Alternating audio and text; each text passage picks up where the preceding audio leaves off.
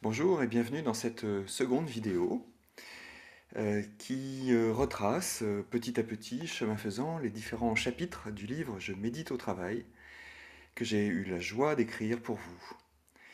Mon intention en écrivant ce livre est de pouvoir vous aider à mieux vivre votre présent au travail, à ne plus euh, subir vos propres conditionnements, vos propres regards, et faire en sorte que finalement la vie au travail puisse être ornée non pas uniquement de difficultés et de pression, mais aussi de bienveillance, d'empathie, de compassion et de joie.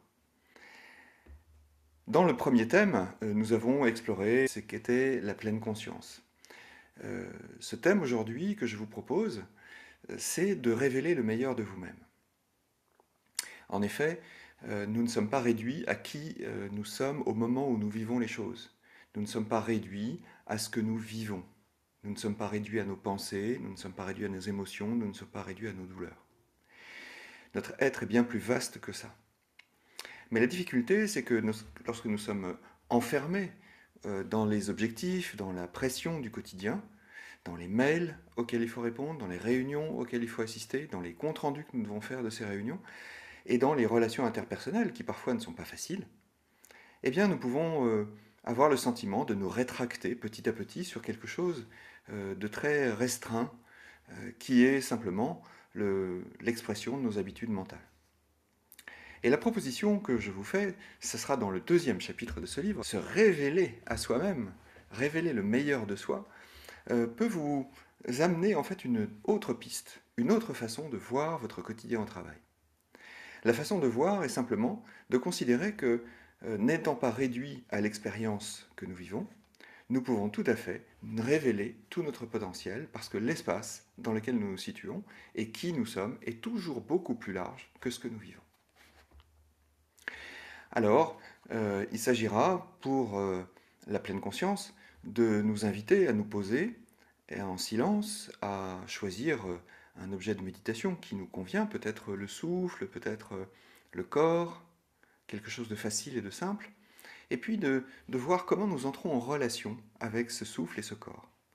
Et là, nous allons pouvoir nous rendre compte assez vite que nous avons beaucoup de conditionnements qui nous amènent souvent à repousser l'expérience ou à réduire l'expérience à la façon dont nous la voyons.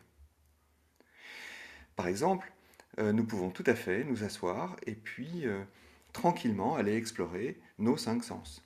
Ça sera par exemple euh, très intéressant de le faire à la machine à café au moment où vous prenez un café avec des collègues, de voir quels sont les différents sens qui s'activent au moment où vous commandez votre café, au moment où vous le voyez tomber, couler dans la tasse, dans la machine, au moment où vous le prenez et au moment où vous commencez à le voir, puis le sentir, puis le déguster. Et vous voyez bien que l'expérience ne se résume pas à je prends un café. L'expérience est multisensorielle par nature. Et de la même manière, si on va un petit peu plus loin, nous allons pouvoir nous rendre compte que nous sommes tous des princes et des princesses. Alors, vous allez me dire, oui, tout ça est bien joli, et puis la pleine conscience, c'est encore un truc dans lequel on va faire croire que nous sommes différents de ce que nous sommes vraiment. Mais bien au contraire. En réalité, le fruit de nos souffrances du passé, souvent d'ailleurs les souffrances de l'enfance, les blessures de l'enfance même, fait que la beauté intérieure que nous avions quand nous étions tout petits, cet esprit d'aventure, de conquête, de découverte du monde, eh bien, cette curiosité-là va s'effacer derrière le poids des expériences. Et petit à petit, nous allons vouloir masquer, cacher ces différentes souffrances en finalement faisant semblant de quelque chose. Et tout ça est bien sûr non conscient.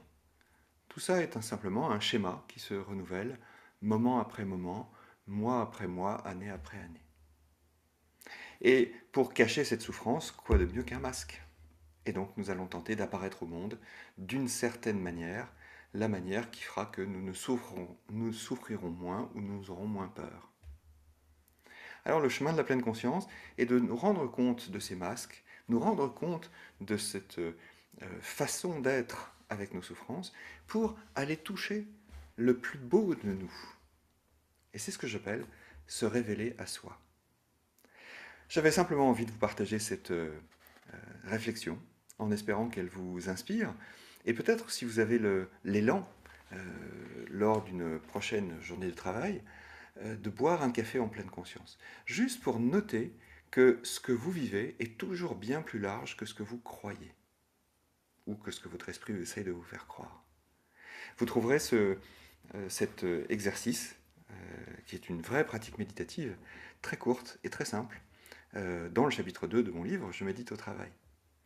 Le principe est simplement de prendre le temps de boire son café en pleine conscience, c'est-à-dire de reconnaître que la tasse est là et que vous pouvez la voir, qu'il y a des mouvements qui vont s'enclencher pour pouvoir prendre cette tasse, que vous allez pouvoir regarder ce qui se trouve à l'intérieur même de la tasse.